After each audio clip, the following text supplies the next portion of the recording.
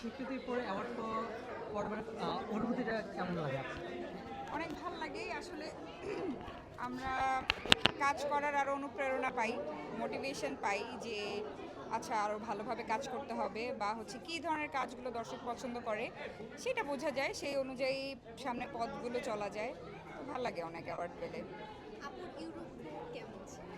অনেক ভালো ছিল। ইউরোপের ওয়েদার এখন বেস্ট ওয়েদার, অ্যান্ড 7টা দেশ ঘুরেছি, 5টা দেশে প্রোগ্রাম ছিল। প্রতিটা প্রোগ্রামেই প্রচুর বাঙালিদের ঢল ছিল, প্রায় 7,000 থেকে শুরু করে 10,000 পর্যন্ত বাঙালিরা ছিল। অনেক ভালো লেগেছে যে দেশের বাইরে গিয়ে প্রবাসী বাংলাদেশি যারা আছে, যারা দেশের বাইরে থাকে, তারা আসলে বাংলাদেশকে খুব মিস করে।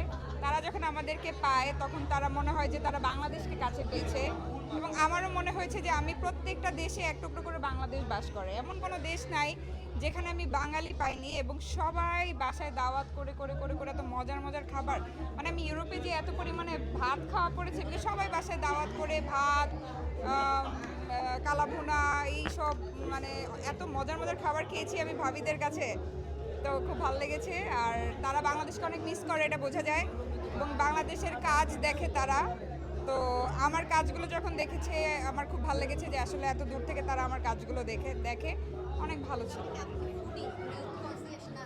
না, আমি ফুডি না, বাট আমরা তো ইউরোপে খাওয়া দাওয়া বেসিক্যালি আমাদেরকে বাইরেই করতে হয়েছে।